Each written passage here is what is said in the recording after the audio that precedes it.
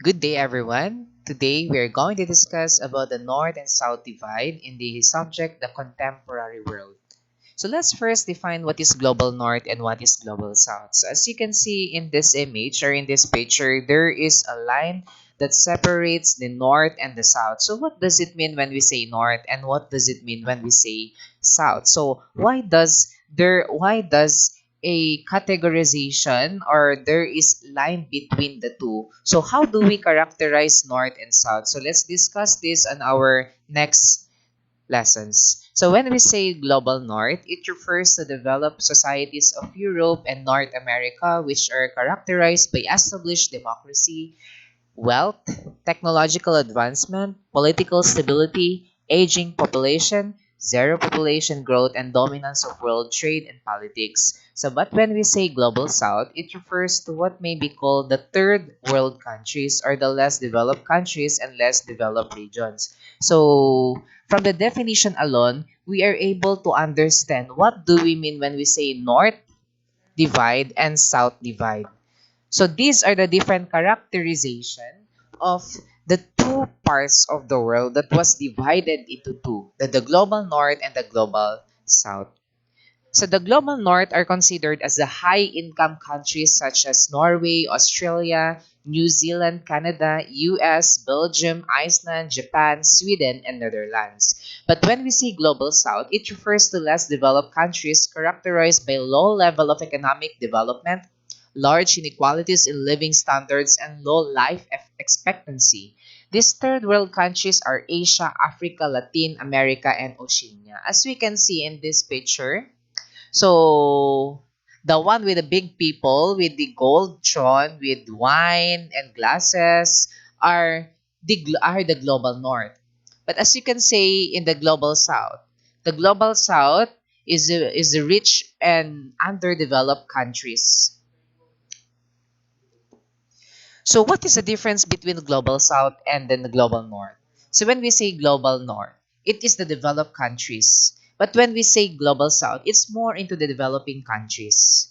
So it has a powerful political function. So the first, as you can see, is this in this picture, the blue colored countries are considered the first world. The red countries or the red labeled countries are considered the second world, and the third or the green is considered the third world. The blue, red, and green can also be synonymous to the previous term that we have discussed on our prelims, which is core, semi-peripheral, and peripheral countries. So these are three. So let's first discuss the history. So what is the history of the division of the global north and the global south? So the north and south divide is a socio-economic and political division of Earth that was popularized in the late 20th century and early 21st century. So the idea of categorizing countries began during the Cold War with the classification of East and West. So the Brandt line is a visual depiction of the North and South divide proposed by West German former Chancellor Willy Brandt in the 1980s. So it encircles the world at a latitude of approximately 30 degrees north, passing between North and Central America, North Africa, and the Middle East, climbing north over China and Mongolia, but dipping south to us to include Australia and New Zealand in the rich north. So that is a brief history of how does the Brandt line exist or why is there a need to categorize poor and rich nations. So when we refer to the north, it refers to the rich and developed countries. But when we refer to the south, it means the poor and underdeveloped countries where there is a large inequalities, the living standard, and many other economic factors are lower compared to the standards of the north north divide. Later in this chapter, we will discuss the different factors on how we measure economic development as to what are the characteristics that is embedded to third world countries and the developed countries. So the term global south and similar categories are relevant to the study of globalization. So my first question is, why do we need to study the division between the two, where in fact this division is a discrimination among countries? What is the reason for that? As we have said, knowing your enemies is knowing their weakness. So we need to understand how they did become developed countries and what are their steps, plans that enable them to rise from the bottom to the top, that we may be able to adopt and assimilate in our own country. So Lavender and Mignolo in 2011, the important question may not be what the Global South is, but rather for whom and under what condition the Global South becomes relevant. So in this study, we're going to study what is the relevance of the Global South and what is the relevance of the Global North. Spark 2007, in 2007, the Global South is everywhere, but it is also somewhere, and that somewhere located at the intersection of entangled political geographies of dispossession and repossession. Let's go back to the idea, or let's go back to the division between North and South. If you do not have any idea of what North divide and South divide means, the idea or the schema or the interpretation and inference that you're gonna do, or we interpret it as a division between the North and South. The North Pole and the South Pole compasses latitude and longitude and geographical location, but it is not. What is the reason for that? Is located at the south, but it is considered a part of North. So therefore, the division or the interpretation that the North and South divide only refers to geographical locations is not acceptable. Rather, there is more into that, and that is what we are going to study in this lecture. So going back to the picture, so the first world countries, as you can see, is the are the countries that are tagged blue. The second world countries are the striped blue and white. The third world countries is, I think it's grayish in color.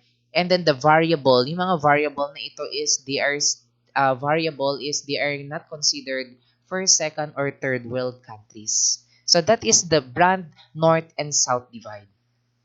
So, what is the reason or what is the characteristic of the global south? It's actually the zone of turmoil. As you can see in this picture, ano nakikita natin dito? Housing, healthcare, schooling, hunger, poverty. The poverty incidence that has taken in the global south is more high or higher compared to the poverty incidence in the global north. So as we can see, what is this? Illegal settlements, especially in the NCR. It's not only in the Philippines, but rather in other Asian countries that belongs to the global south. So let's first discuss what categorize or what makes a nation third world country. First, countries suffer from high poverty. Does Asian countries suffer from high poverty rate or the incidence rate of poverty? Yes.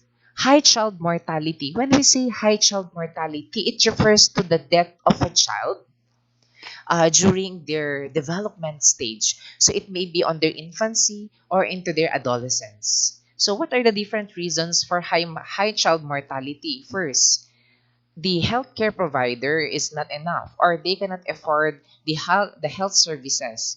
First, malnutrition and other many factors. Third, low economic and educational development. As we can see, the third world countries have low economic and educational development. Fourth, low self-consumption of natural resources. I think it's very true. The low self-consumption of natural resources. As we can see, we provide the raw materials to other countries, but we do not consume it directly, rather indirectly. So we sell it and then we consume the byproduct that was produced by other countries through their production processes. So that is low self-consumption.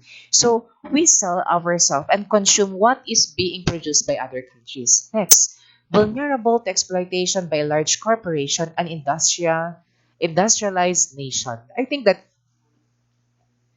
that is very true, especially before the World War I and World War II, where most of the Asian countries are being colonized. A good example for this one, a good example for third world countries are Africa. As we all know, Africa is very rich in gold and diamond. But after the exploitation made by the European countries and after they were left alone, what happens to them? They become a poor country. I think they are more poorer compared to the Philippines. So they are vulnerable to exploitation. So that is actually another characterization of a third world nation. Another, economic are dependent on the developed countries, especially Philippines. You remember the MIF crisis during the 1997? Where the economy of the America was down. Anong nangyari? What happens in the Philippines? Pati tayo nasama. So we are very dependent on the developed countries. So that is a characterization of a third world country. Next, unstable government. I think it's very true, especially in the Philippines. We are unstable in when it comes to our government. Especially there is insurgency, there is rebellion that is happening, especially CPP and PA. So that is actually a character of unstable government when there is a there is against the government. Next is high fertility rates. So when we say high fertility rates, is that fertility. So what do you mean when we say fertility? When we say high fertility rates, it refers to the high population increase or the increase in population. For example, in the high fertility rates, we have 30%, meaning 30% of the population keeps the 30% keeps increasing. High fertility rates, mabilis ang pagdami ng tao. Another, high gender-related illiteracy. When we say high gender-related illiteracy, there is this a discrimination between man and woman when it comes to education. I think for now, yung gender-related illiteracy is now abandoned. But for some other countries, is still not because of their religion and belief traditions. Next, the lack of middle class. Actually, that is one of the characterization of the third world nation. Lack of middle class. As said by Adam Smith in his essay, The Wealth of the Nations, he said that the government should not interfere. So what if the government does not interfere? It gives rise to the bourgeoisie or to the middle class. But if there are not enough or there is a short amount on the population which are the middle class, it's still a factor or it's still a characterization that it's still part of a third world country. Next, there's a huge impoverished population. So meaning, the population itself is a factor or a character that we need to see. So if there is high population and if there is not enough job to be given or to be provided to the high population, that country is a third world country. Next, and small elite upper class that controls the country's wealth and resources. So there is a distinction between the 99% of the wealth and resources are owned by the 1% of the population in the society. And the 1% the one and the 99% of the population in the society only own the 1% of the sources and wealth of the nation. So that is a character of a third world country. As we can see, the global south and the north, an international class divide. So when it comes to number of countries, the developing global south, based in the 2014 survey, is 144, while the developed global north has around 66 countries. So let's try to compare the population when it comes to millions between global south and the global north. So for the population for the global south, it's 5,629,000, while the developed global north is 1,069,000. As we can see, based on the previous characteristics that we have discussed about the characters of a developing country or the third world nation, we can see that the population between the developing global south and the developing global north is vastly different. So lower population or small population for the global north and bigger population for the global south. We also have land area.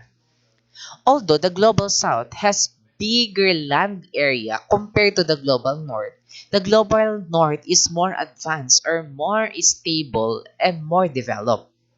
Let's now first discuss the global national income in billions. So the income for the global national income for developing global south is 15,649,000, while the global north has 42,050,000. 415,000 US dollars. So as we can see the great disparity between the income of the two types of countries, the developing and the underdeveloping or the developing countries. Next is the gross national income for each person. 42,415 compared to 2,780 per month. That is a great disparity between the global north and global south. The import. What do we mean when we say import? When we say import, that is when we sell our products to other countries. But when we say export, we buy products from other countries. Let's first look into the import of the global south.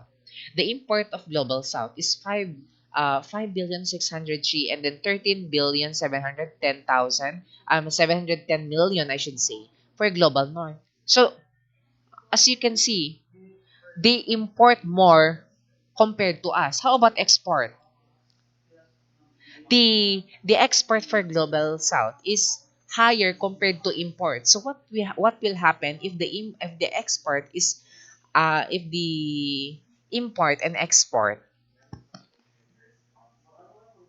Okay, sorry for that. So when we say import, once again, we buy products from other countries. But when we say export, we sell our products. But there is a great disparity between the import and export of the global north and the global south. What is if there are in order to determine if a country is developed or not is if and when the export and imports are balanced, or the greater the export or the lower the import, there is economic balance. But as you can see in the global south, the import and the export is unbalanced. Let's try to look into the women's holding seats in the parliament or in the government. For the developing global south, it's only 18%, while the global north has 22%. So life expectancy at birth for the global south, it's 67. The developed global north is 80. The infant mortality rate per 1,000 birth is 50. And for the global north, it's only 6. So there is a great disparity between the two. Let's now discuss the international class divide. So access to improved sanitation population. The global south has only 55% access to improved sanitation, while the global north has 100% access. Paved roads. So when we say paved roads, sementadong daan. For the global north is 87% and for the global south it's 24%. The personal computer for each 100 people o lima dang daw para sa global south and 68 for the global north. So there is great disparity between the two. Internet user for each 100 people. 69 sa global north, then 15 lang sa global south. The population covered by cellular network, 99% sa global north. I think the 1% for the global north is doon sa North Pole. Sa population covered by cellular network, sa 76% naman sa global south, I think we all know naman ang internet connection, especially here in the Philippines. It's not stable, it's not reliable. Next, the daily newspaper for each 1,000 people, 59 sa global south and 261 sa global north. Electric power consumption for each person. The global south is 1,478 kilowatt per hour. And then for the developed global north is 9,753. So you can see the numbers. The numbers really tells us that the living condition between the north and the south. So the primary factor used to distinguish the developed countries from developing countries is the gross domestic product per capita. So it's a tally of all the goods and services produced in a country in 1 year, expressed in US dollars. So the gross domestic product is calculated by dividing the country's GDP by its population. For example, a small country with a GDP of 1 billion and a population of 50,000 has a GDP per capita of 20,000 US dollars. So one unofficial threshold for a country with a developed economy is a GDP per capita of 12,000 US dollars. So the GDP and GNP are some computation in order to know if there is economic development or not. So rule of thumb. So the countries with developed economies have a GDP per capita of at least 12,000 US dollars. Although some economists believe that 25 US dollars is more a realistic measurement threshold. So these are the developing countries. So example, Argentina, Brazil, Chile, and China. So the developed countries, Australia with per capita of gross domestic product of a 49,144 US dollars. Canada, which has a wealth of natural resources including oil, gas, and coal. France, which boasts the world's sixth largest economy with a per capita of 39,678 US dollars, and Germany with its skilled labor force and a per capita of gross domestic product of 47,268 US dollars. Let's now review the concept of third world. So the term third world originated in a 1952 article by Alfred Sauvy. So the early definition of the third world emphasized its exclusion from the East and West conflict of the Cold War, as well as the ex-colonial status and poverty of the nation it comprised. The effect of to mobilize the third world as an autonomous political entity were undertaken. Following this, the first non-aligned summit was organized in 1962.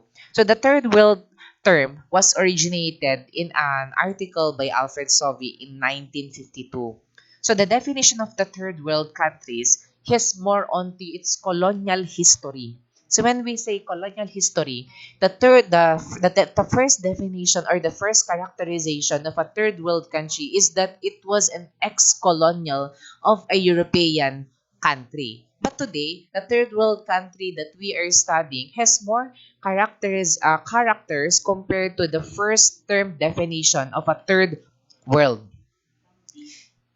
The division, what is the basis of the global south and the global north? It's actually more into the development. So being categorized as a part of north implies the development as opposed to belong to the south, which implies a lack thereof.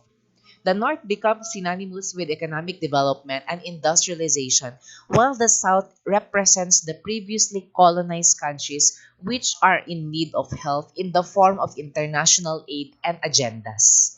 So when we say economic development, this is the basis for the division between North and South. So the economic development refers to the advancement in technology. It's a transition from an economy based largely on agriculture to one based on industry and improvement in living standard. So there are different types of economy. So we have the agricultural economy or the agricultural society, the primitive era.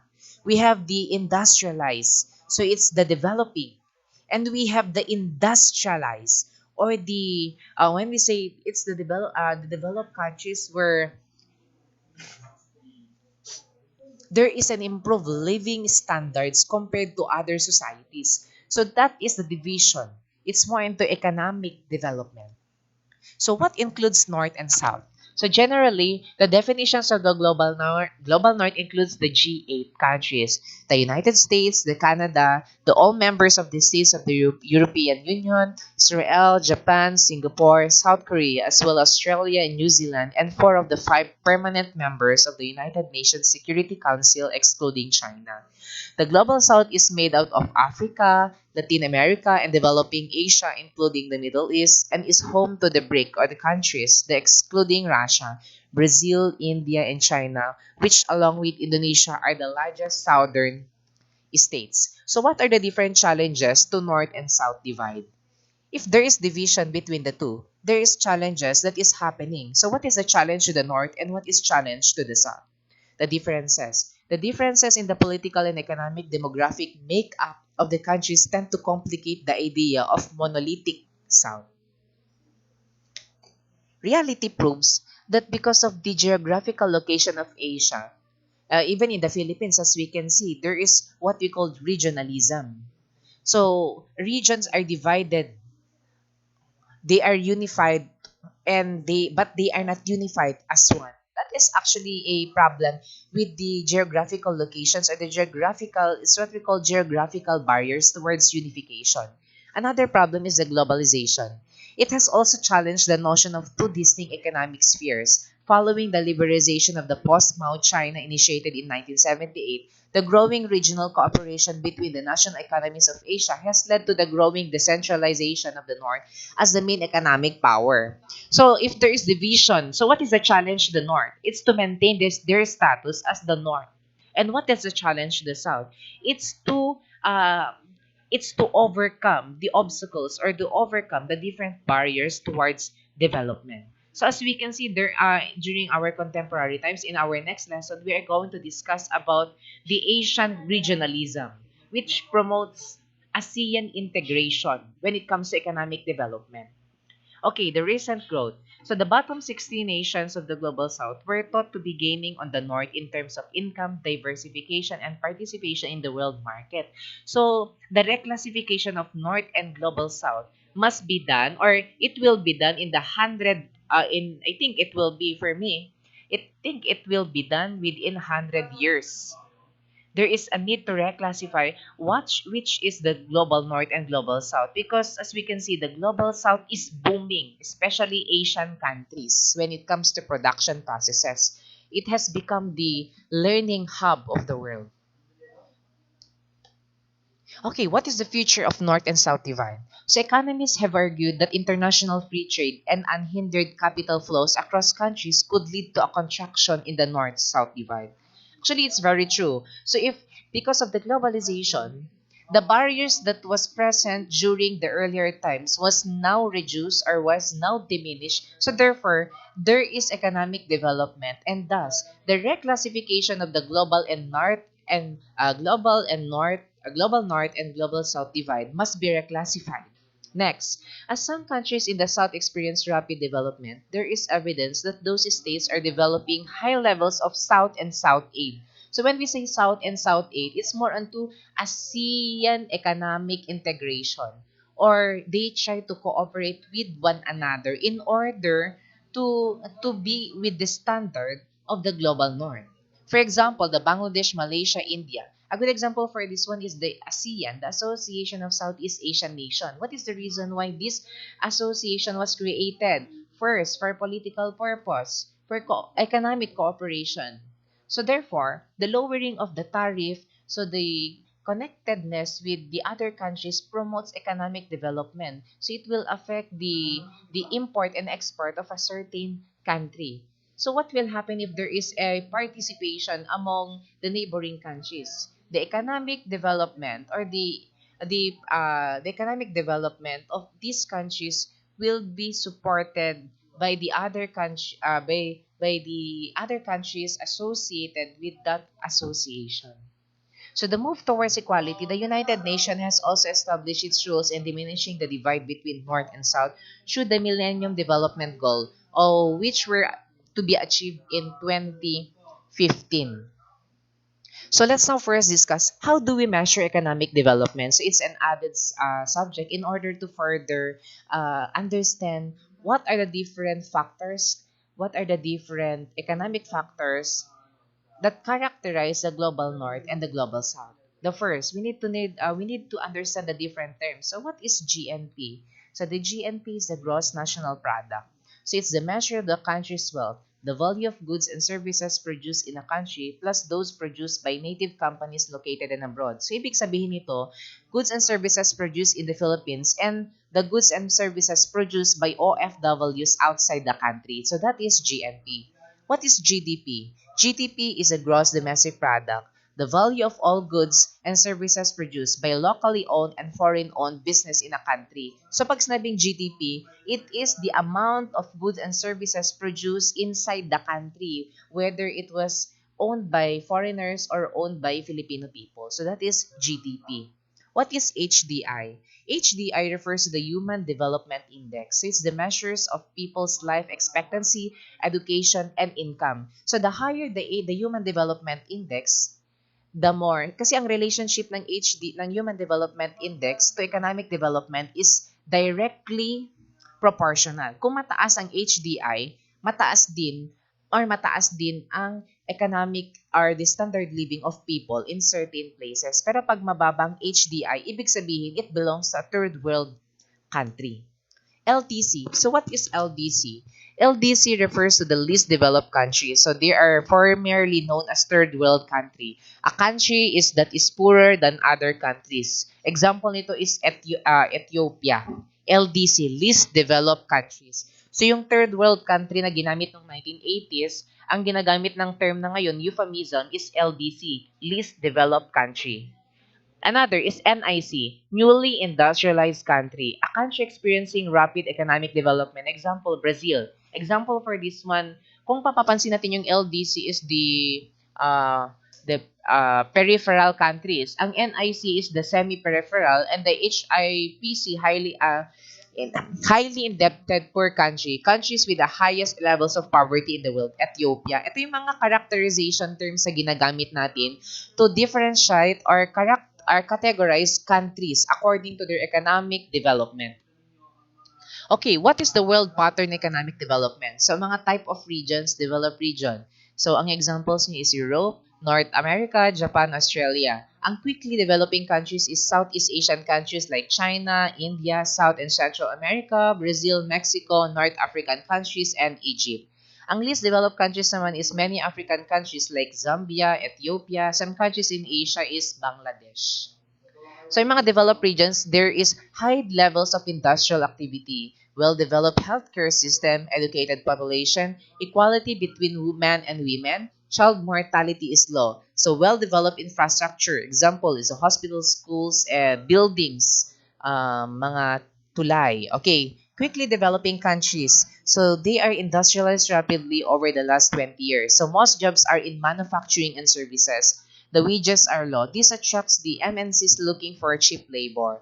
Healthcare and literacy levels are improving. Ang LDC naman, or the least developing countries, are the poorest in the world. Life expectancy low. Millions live in poverty. Disease is common. Government is absent or corrupt. Many girls receive no education and most jobs are low income, primarily industry jobs. So pag sabing least developing countries, these are the characteristics of this country. They are the poorest. The life expectancy, if the life expectancy in the 80s is 100, for them it's 50 years old or 60. What is the reason for the life expectancy? First, poor sanitation. Second, the access to healthcare and services is limited. Third, there poor or low education given to them. Next, the jobs that they have is harmful. They have low income. So those are the reason why they are characterized as least developed countries. Sa ating mga least developed countries, yung mga naka-blue, especially matatagpuan siya in Asia. So the different measures of economic development is first the gross national product and the second is the human development index. So ang GNP, so it is easy to rank position of a country in a list. It gives a quick view of level of development. So it's easy to calculate from the government statistics.